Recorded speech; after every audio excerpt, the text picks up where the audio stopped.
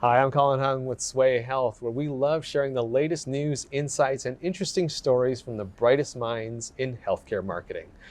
On today's episode, we're going to get an inside look at a website redesign and get some really interesting best practices when it comes to the thoughtfulness that went into choosing things like photography, navigation, and so forth.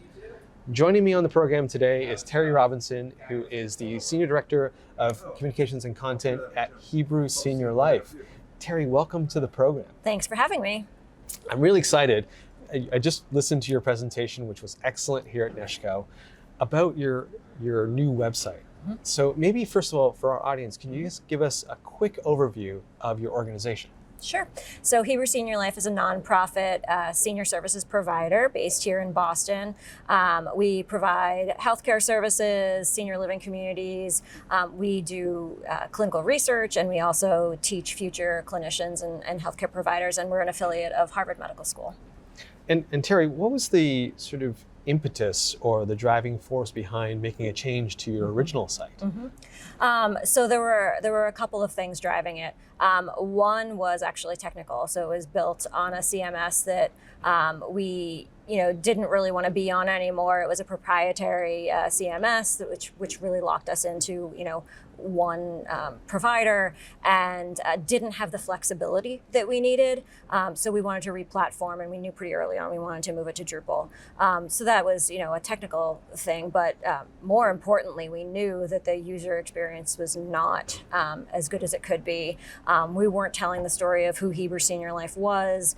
It wasn't working hard enough for us from a marketing perspective to drive leads. And it was old, it was just, I don't know how old it was at that point. It had to have been like 8 years old. So it was just really time to just really rethink the whole thing and to make it better reflect who Hebrew Senior Life was as an organization. Gotcha. And the process that you went through wasn't just sort of throwing up a new design or new layout. You put a lot of thought into building personas and really understanding your users. Can you maybe walk us through some of that work that you did? Yeah, we really felt like it was important to invest in research. And I know that not every project can do that, not every organization can do that. But when you can, even in some small way, it makes the results so much better. And you can also take those learnings and apply them to other parts of your work, not just the website. So we did, we partnered with Oho Interactive. They were our digital agency, and we did a lot of interviews with our users, surveys, sent online surveys with users, one-on-one interviews with people to see, how do they make these decisions about, healthcare or senior living? What are the pain points? Really look at people using our website and see where are they running into trouble? Where is it that they can't even find the phone number for the facility that their mom lives in. So that was a really important step. We did research on what kind of photography people responded to. And we also talked to people inside our organization, so stakeholders, to see what they needed in a website, maybe where they were getting asked the same questions over and over again from people, and especially with our admissions team, because they're really the customer service frontline, getting those phone calls. Hearing how they have those conversations with people, and what kind of the frustrations were, from the people who are looking for our services. And what sort of key insight can you share that you discovered through the surveys and through the interviews that you had with your users? Was there something that sort of jumped out and you're like, oh, I didn't realize that. That's interesting. Yeah, I think one of the big things was, not thinking, users don't think of you how you think of you. Okay.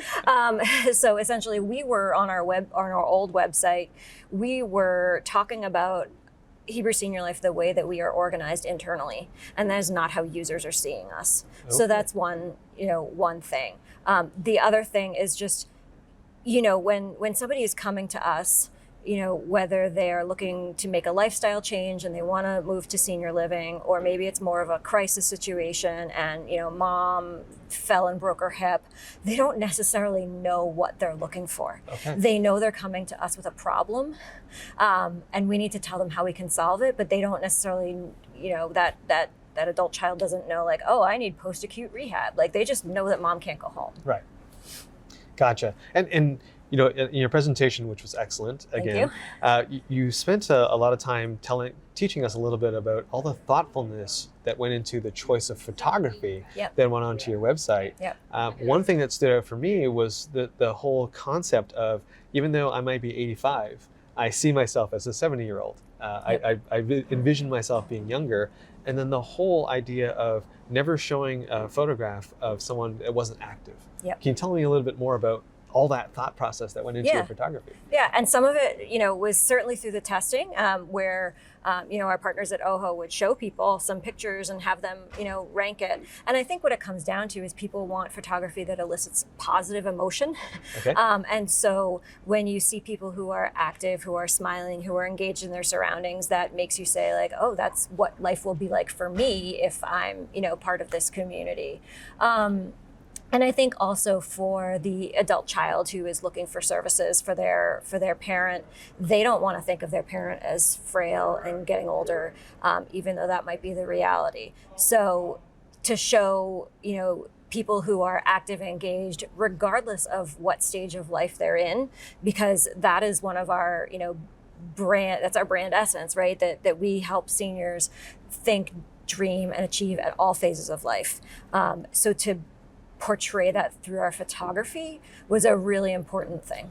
And you've gone with non-stock. You've done your own photography of your own folks.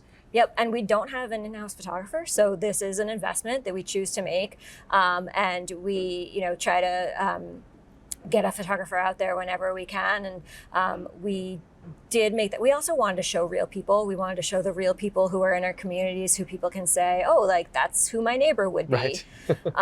And making that investment, we use those photos in so many places other than the website. So it's absolutely worth it if you can afford to do it. And what kind of results have you seen from the new site now that it's been up and running?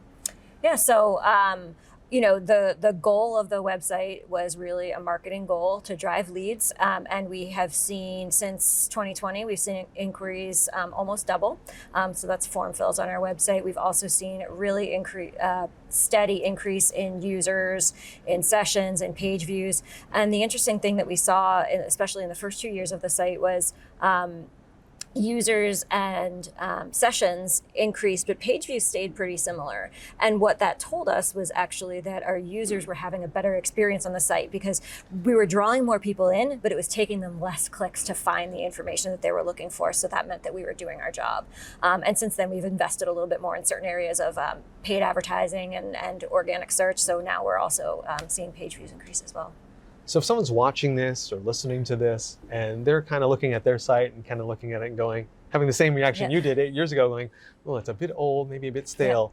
What kind of suggestions do you have for that person on how they can get started on a journey like what you have gone on? Get out and talk to the people who are using it. Look at your competitors.